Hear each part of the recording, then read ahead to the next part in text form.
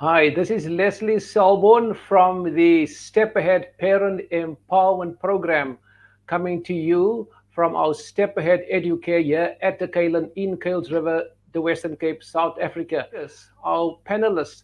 And firstly, we have Mrs. Charlene Venter. She is the director of Step Ahead ECD and also an occupational therapist. And she obtained her bachelor's from the University of the Western Cape. So, welcome, Mrs. Venter. Thank you, Mr. Salwon. Thank you for having me, and what an honor it is to do these talks with our parents. Thank Thank you. you thank you very much, Mrs. Fenter. And of course, our main speaker, our guest speaker, Mrs. Andrea Jacob. She's a clinical dietitian, and she obtained her bachelor's in dietetics from the University of the Western Cape as well. So, very welcome, Andrea. Thank you so much, Leslie. As Charlene said, it's an honor to do this, to impart our knowledge to parents to be able to help their kids. So thank you so much for having me. Thank you very much, and you're most welcome. Now, before we start getting into our topic, I just want to remind our viewers once again what is this parent empowerment program all about, and what is the vision? And of course, the vision is to create a community of informed parents by making available opportunities of learning on age-specific groups that are relevant and coherent to the holistic development of the child. So our topic for today is healthy eating guidelines for picky eaters or your normal fussy eaters. So Andrea, if I can start off with you, our first question: what does it mean for my child to eat healthy?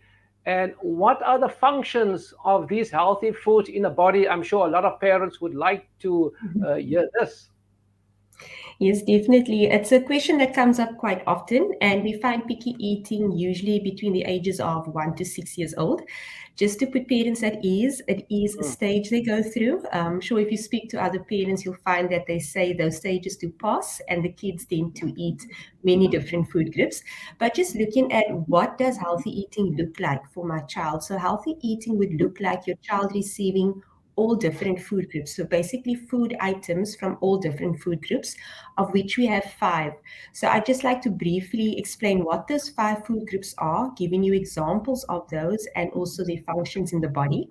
So the first one is carbohydrates. So what are forms of carbohydrates? These are things like your breads, your rice, your potatoes, pasta, cereal, pap, samp. And also with that, you get dairy that provides a source of carbohydrates. Even your legume products also provide a source of carbohydrates, as well as fruits and vegetables. So what do carbohydrates do in the body? It basically provides your child's body with energy. So I always make the example of parents. We're driving cars. So in order for our car to move, it needs petrol or fuel to move. So for our children's bodies to do their day-to-day activities, it also needs energy. And that energy comes from carbohydrate-based foods. So not only does the body need energy to do what it needs to do, but also the brain that obviously the child is using throughout the day. It also runs off glucose, which comes from carbohydrate-based foods. So in a nutshell, carbohydrates provide your child's body and brain with energy, and also aside, it provides the body with fiber as well. The second food group I'd like to look into is proteins. So protein sources are things like your animal sources of proteins, being your chicken, your fish, and your meat. We also get protein from dairy, which provides the child's body also with a bit of calcium and phosphorus for strong, healthy bones, teeth. And as we know, little ones, they tend to fall, so they can scrape themselves. So the body needs to heal on the inside to heal that wound. So that is where protein comes in. Protein's main source is to basically give the body tissue healing and for wound healing and basically for repairing. So that's the role of protein in the body. The third food group I'd like to look at is fats. So fat sources are things like your nuts, your seeds, your oils. For kids, they like peanut butter. Sometimes some kids like avocado. We'll even see olives and basically the oils that you cook with. So what is the role of fats in the body? Fat also provides the body with a sense of energy for the body, sources of energy. It also gives the body a bit of the fat-soluble vitamins, which is vitamin A, D, E, and K, and they have their role in keeping your child's immune system quite strong. And also from fats, we get omega-3, through which studies have shown omega-3 also has a very important and vital role in brain development of the child. And then the last two food groups I'd like to look at is basically your fruits and your veggies. So they both provide vitamins and minerals to the body as well as fiber. So why it's important for your child to get in vitamins and minerals, it's because their immune system needs vitamins and minerals to keep that immune system strong. We know that kids tend to get sick through viruses and bacteria, and though we do give them medication to get better, they also do definitely need the vitamins to keep the immune system strong so that they can fight off those bacteria and infections. So this is the food groups in a nutshell. So if your child is eating from all of these food groups, it means they are obtaining healthy eating in their day-to-day diet. Wow, very, very interesting, Mrs. Andrea. And maybe another question which our parents would love to ask it, what are the benefits of my child having to eat healthy? What Mm. are what are those benefits really? Yes. So healthy eating, it's got a range of good benefits for the kids. So as we know, there are things called lifestyle diseases. And when we actually mention that term, we think a lot of adults, like adults get lifestyle diseases. Lifestyle diseases are things like diabetes and cholesterol, insulin Mm, resistance, even something like obesity has become something that is quite on the uprise, and obesity kind of puts you at risk of lifestyle diseases. So the reason I'm mentioning about adults, that we mainly speak about that with adults, we are finding that that is happening in kids now. So mm, children, if they are not eating healthily on a regular basis, their risk for lifestyle diseases becomes greater. And as I said, we usually experience this with adults, but we are finding kids at a younger age are actually now at risk of these lifestyle diseases, and actually they are getting these lifestyle diseases. So when your child eats healthy and balanced from all different food groups, you reduce the risk of lifestyle diseases, even if it is in the family, that the child won't get it at an early stage, or basically even reduce the chance of it getting it later. And also what healthy eating can do, it provides a child with good linear growth and good weight gain, so that these things don't happen rapidly, but it happens over time in a good, consistent manner. And also, if they are eating from different food groups, you'd also reduce the risk of having micronutrient deficiencies. We know that some parents have their kids on multivitamins because maybe the child isn't eating from all food groups, being a fussy eater. So they tend to make it up through micronutrients, multivitamins, and so forth. And even sometimes what we call oral nutrition supplements, or these shakes, growing up milks, and other milk products, because the child isn't receiving enough. So if your child is eating from all of the food groups, getting an enough portion, you then don't need to go and get the extra multivitamins and the extra mm. shakes that would cost extra money. So if you can just get it all in through the diet, then it would be suffice. So in that way, your child eating healthily from all different food groups prevents you from having to get in any extra medications, vitamins, and any extra supplementation. It helps with their growth, and it also reduces the risk of lifestyle diseases. Yeah, and so very sort of true and important. Hey, thank you very much, Mrs. Andrea. Mrs. Charlene Fenter, the director of Step Ahead Educare. What do you think are the common picky eating patterns observed in early childhood development centers? I'm sure you must have experienced a lot of these picky eaters. Yeah, thank you for that question. Yes, we do see a lot of picky eaters, but before I go there, I think I just want to grab onto what Andrea has just spoken about Mm, in terms of what we're noticing with children's eating habits. Just before I get to the pattern of mm, fussy eaters, we see a lot of children.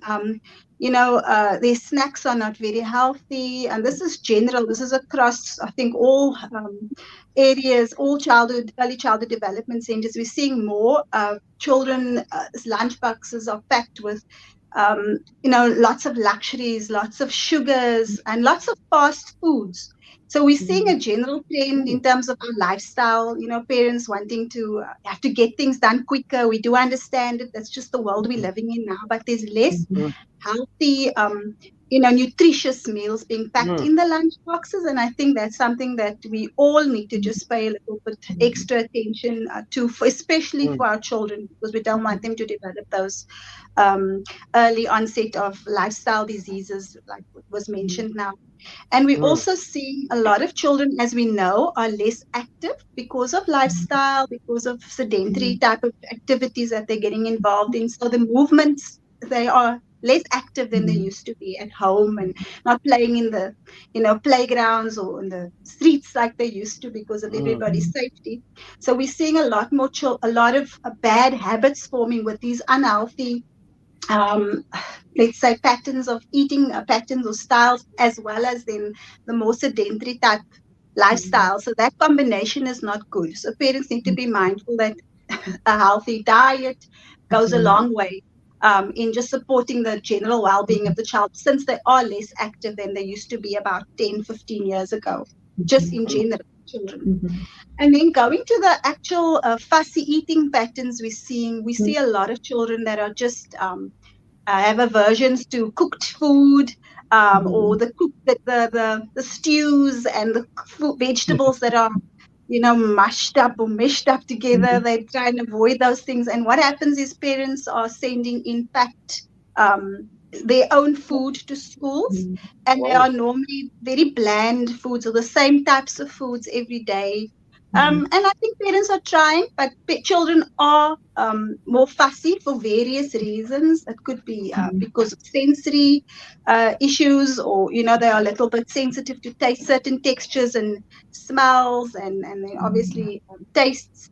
And then we're seeing a lot of children with this. Also is something common. We're seeing a lot of constipation concerns, and it's because of not getting the nutrition from all the food groups, and again because of the patterns of avoiding certain foods that they need.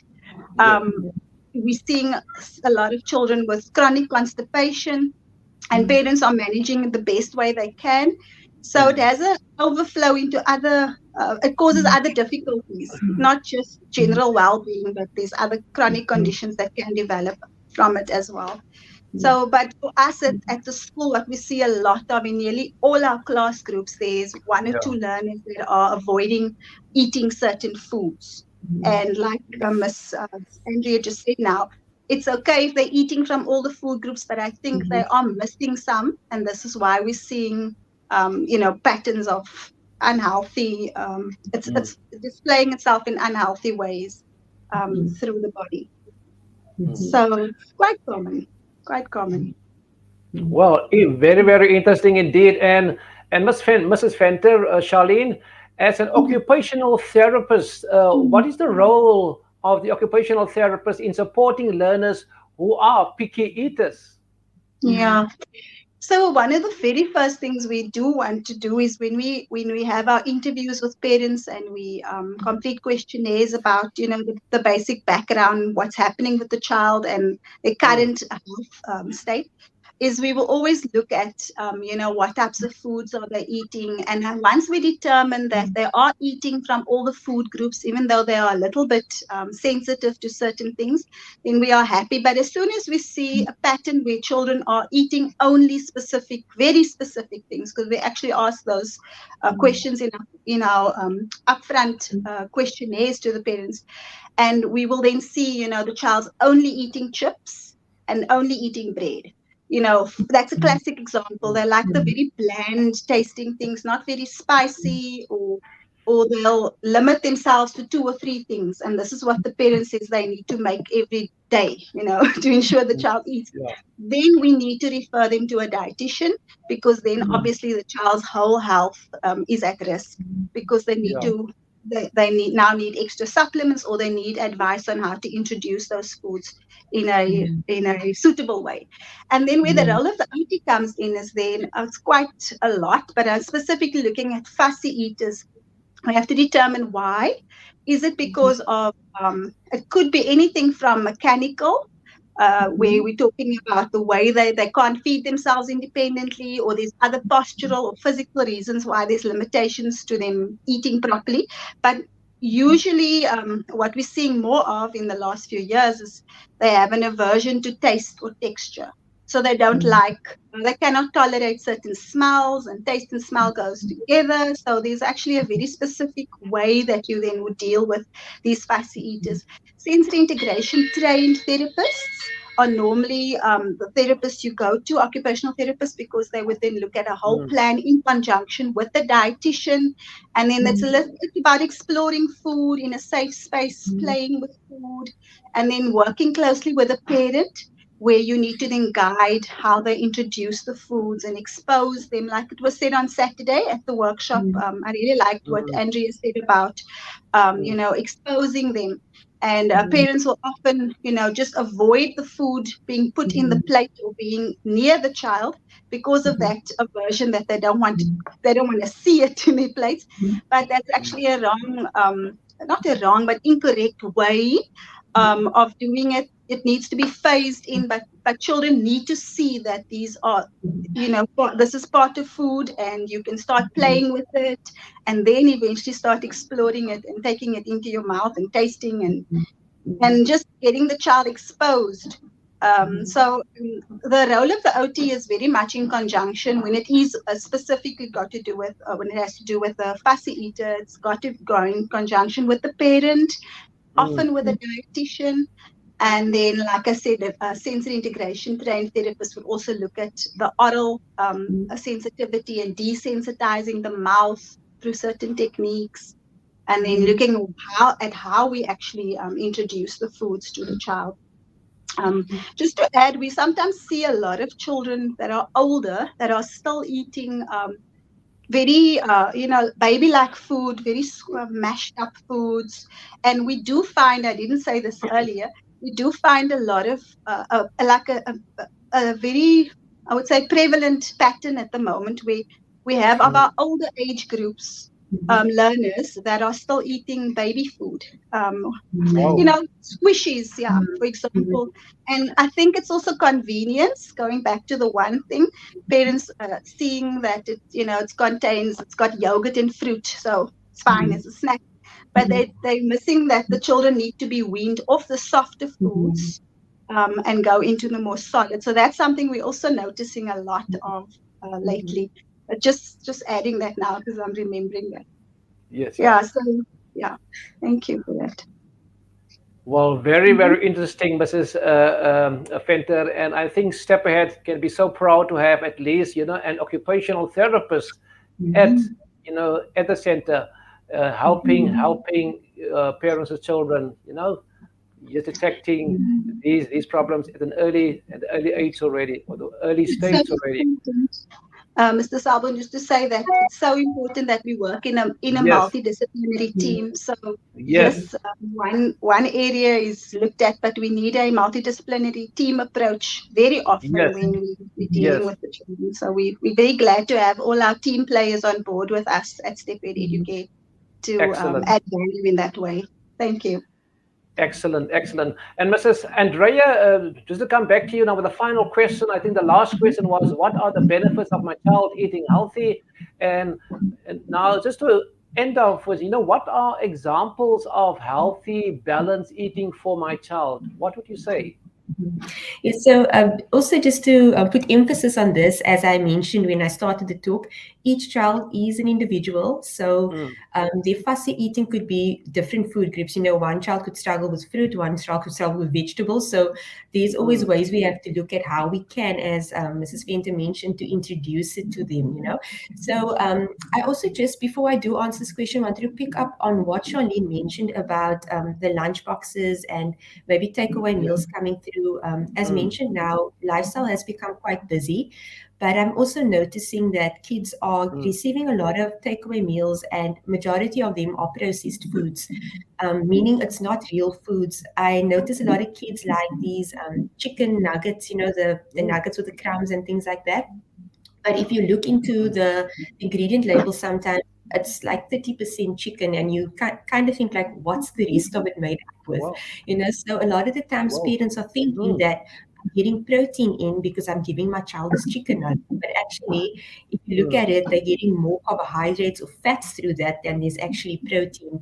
So as much as we okay. can eat real, that is going to be better. And as I mentioned on Saturday with our talk, that if you can start a child off in that way that they're used to real foods, your chances of them carrying that pattern on is going to be much greater. So it's also just to where we start with them would also help. It's not to say that all is lost because my child is now 6 and they're used to this way of life.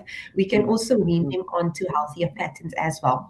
So just looking into how does healthy eating, look at the examples there of for kids? mm, So children, in order to reach the requirements for the day, because they are quite active and busy, I know smartphones has kind of taken over this generation. So as Charlene mm, said, they're not outside that much playing, but they are meant to be active. So to reach the requirements, they don't eat only 3 main meals, but they basically get the 3 main meals, ideally with about 2 to 3 snacks in between. So ideas of breakfast. So there's a traditional breakfast that we do. Cereals, obviously, meaning something that is just taken from the box and milk or water or something is added to it. And then our porridges, which is basically cooked up on the stove. So there are kids that, they eat this way, the traditional way of eating. But another way, if you're noticing your child doesn't necessarily want to eat fruit on its own or nuts or seeds, those are not big things for kids. It's more with adults. But the way mm, we can introduce getting that in is actually through cereal or even in their porridge. Instead of maybe mom saying, look, I'm not going to add sugar or honey to your cereal, but I'm going to cut some banana in, or I'm going to add some blueberries into it. In that way, they are getting natural sugar from fruit and they are getting the fruit food group into mm, their cereal. So in that way, it's not like my child doesn't want to eat fruit on its own, but maybe I could try it this way. So obviously I'm giving examples. Not everything is going to work with every child, but instead mm, of shutting something down before you try it, give it a try and see maybe my child is actually going for this. So that mm, is a way of making the standard things like our cereals and porridge, but we add fruit to it, and you can even mix in like seeds. Certain seeds are a bit too big and crunchy. They might not like it, like pumpkin seeds, but things like your chia seeds are kind of finer and smaller, so those can also tend to be mixed in to get healthy fats into the diet as well. And then another form of breakfast idea is what a lot of adults are doing. I spoke about as well as the overnight oats. What I've tend to find is that moms will say to me, you know what, my child tasted mine and they actually liked it. So overnight oats, there is no one set recipe. The basic of it is adding oats with milk or yogurt, putting it in the fridge so the oats can soften in it. But after that, mm, it's basically what you want to add into it. So if you say, look, I'm going to add fruit to it and I'm going to add some nuts into it, then you can go ahead based on what your child will like, you can add into it. And it kind of ends up looking quite pretty if you put it into a glass container. The way you layer it, maybe your child will be mm, interested because they're seeing those colors. And even if you want to get them involved in making it, because remember, it's overnight. So you make it the night before, it stands out in the fridge, and they get to eat it the next morning. And with life being so rushed, sometimes the child doesn't get to eat at home. So maybe if it's on the way to school, these kinds of things are quite easy to eat in the car as well. And another thing that could also be looked at are breakfast smoothies for your child. So again, it's including a bit of fruit. The only thing with smoothies that I'd like to mention, a lot of my clients, even if they're older, they're like, oh, I got a smoothie in, and they feel all chuffed about themselves getting a smoothie because it's so healthy. But one smoothie can contain too much carbohydrates also. So we need to look at portion control there. So with the breakfast smoothie, you could add one fruit for your child. If you're looking at doing a combination, I would say maybe like 1 cup of cut up different fruits. Try to keep the peel on so you can get the fiber in. Obviously, you're blending that with milk or yogurt, and you're adding maybe a bit of oats or oat bran just to get a healthy, high fiber carb involved as well. And if you want to add the seeds and nuts, obviously it will be ground a bit finer. So in that way, it's also looking at a different alternative, because my child is over, as Charlene mentioned, sometimes they do want the same thing every day and then they kind of get over it. So you can look at different ways of giving them breakfast. So as mentioned, you can go the standard cereal or porridge way, maybe just adding the fruits and nuts and things into it, or you can look at making the breakfast smoothie, the overnight oats, and some cereals are also done in a shake form. So they don't need to eat it as a porridge, but you can mix it into a shaker. And even there, you can take it a step further and blend fruits and things into it as well. So those are examples on how to handle picky eaters when they maybe don't want to eat a food group on its own, but you basically blend it Mm, into something so that they are obtaining it in that way. Then mm, looking at lunch and supper ideas, I tend to look at it together because a lot of the times, if a child might eat a big meal, a cooked meal at lunch, they might not want to eat something as heavy again at supper, depending on mm, the closest of the time to the two meals. So they might end mm, up doing like a sandwich later and they'll do their main meal, at lunchtime.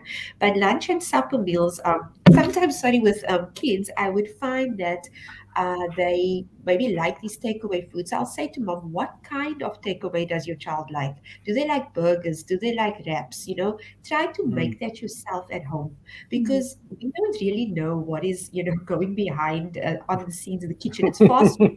Like you're doing it Yeah, very in a family way or so yeah. forth. So ideally, if you can look at, oh, but I've noticed Ben likes eating wraps, so why not let me make a wrap at home for Ben? Or Sally likes burgers, I can do that for her at home. So in that way, you can do it in a bit more of a healthier format, And I've noticed sometimes with kids on the kids menu when they're doing burgers, they're not always adding any sort of veggie to it. They just got the roll and they got the patty and sauce, and that's that.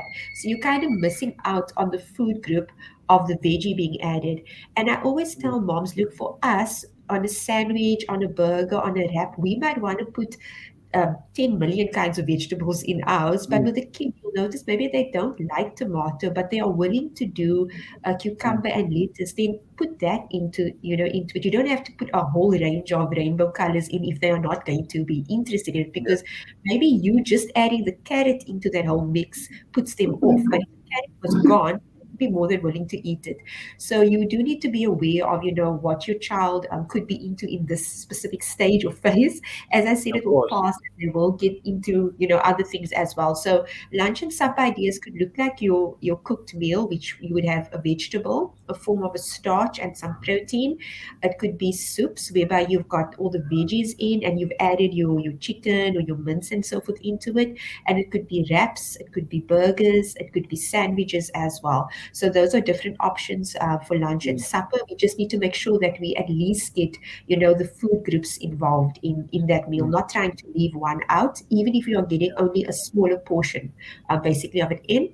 And then lastly, looking at snacks, obviously that I'm looking at the healthier forms of it. I always say Yeah. to parents, I'm not against a child eating a luxury item like a packet of chips or a sweet thing, but Mm, we do need to monitor how often that is being given to them. Some mm. parents will say it would be a Wednesday treat and maybe they'll do something again on the weekend. So it just depends on you as a parent how often you are giving that. But mainly healthy snacks are looking at fresh fruit being eaten on its own. Sometimes the way you present the fruit to your child could be different.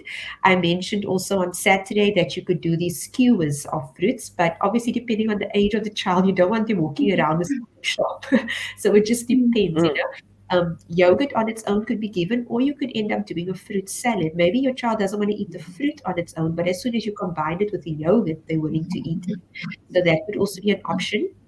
Something else I've also mentioned is looking at making your own ice lollies at home. So if you have a mold, you can basically put yogurt and you can blend fruit into the yogurt and then you freeze it and the child eats it as an ice lolly. Also, a smaller portion of a fruit smoothie could also be given at that time. And for a lower salt and fat content, you could give your child popcorn or pretzels instead of too much chips, throughout the week. So you could look at that as being a bit of alternative options. And then just lastly, Leslie, what I'd like to mention with the Mm. fussy eaters, parents should just be aware of looking at what could be causing it. I mentioned this also on Saturday that if you Mm. are putting your food in front of the food in front of the child and you notice they don't want to eat at all, look at the environment they are sitting in. Is it too quiet? Is it too busy? Are they maybe eating on their own because maybe unfortunately the parent has to work at night, so they put the child at the table and they're eating on their own? Because we always find that when kids are sitting with a whole lot of other kids, they tend to eat. So look at what could be causing it. Is it the environment? As Charlene mentioned, is a texture. It is quite important to get texture involved at quite an early age so that we don't end up having them only wanting softer foods, which also brings in the fussy eating because now they don't want to eat foods that are a bit more crunchier. And maybe the crunchier foods is a food group on its own, like for instance, the proteins. We know that chicken and meats is not the same as eating softer cooked veggies or things like that. So they would miss out on the protein and the functions in the body. So look at texture, look at smell. If cooked foods are a bit of an issue, then there are certain things that they could maybe do raw that they would be willing to eat because a smell with raw foods is not as pungent when it's cooked. Or sometimes we also tend to do with some of our patients is that once the food comes, we let it kind of cool down a little bit. So by the time it gets to them, that smell isn't too much as well. So it's just looking at different ways of doing these things. And then another thing that I've also taken note of is sometimes they don't like a specific color or specific plate or specific fork or spoon. It can get to that extent. True. So maybe if you present a different bowl or with a different color spoon or so, they'd be willing to eat it. And lastly, also, I mentioned on Saturday, a certain memory attached to a food could also sometimes put a child off from eating something. But if the child doesn't want to eat fish, not all is lost because you still got other proteins you could give. You could still give them meat, you could still give them chicken. You maybe just not giving them, the fish aspect of it. So just try to be aware of what could be causing the fuss eating. Sometimes you can ask your child and they'll be able to tell you. Then you look at, but not all is lost because though you're not eating pumpkin, there's still a range of other vegetables I can give you and the way that I can make it. And lastly, for parents, please just be aware that your child watches you. So if you don't eat veg throughout the week, you only want to eat it on a Saturday or so, your child only gets exposed to vegetables one day a week, and maybe the kind of veggies you're cooking, they're not into that veg, and you make that same veg every Saturday. They are just going to say, I don't eat it, I don't want it, it's only once a week. I'm sure I can win my way here. If I say no to mommy on a Saturday, I don't get to eat it any other day. So please be aware of introducing these food groups daily into the family dynamic, how the family eats, so that the child is aware of these food groups and gets exposed to it on a daily basis as well. Wow, yo, as parents, you have such an important role to play when it comes to the diet of your children. So thank you very much, Miss Andrea Jacobs, for being here today. No, thank you so much for having me. And to you also, Mrs. Charlene Fender. Now, our next talk will be on the 2nd of September here at 10 o'clock at Step Ahead Pen Hill. And of course, it is free of charge to all our Step Ahead parents. And the topic is Help, My Child is Driving Me Crazy. And that will be presented by Mrs. Yuria Hendrikse. She is an educational consultant.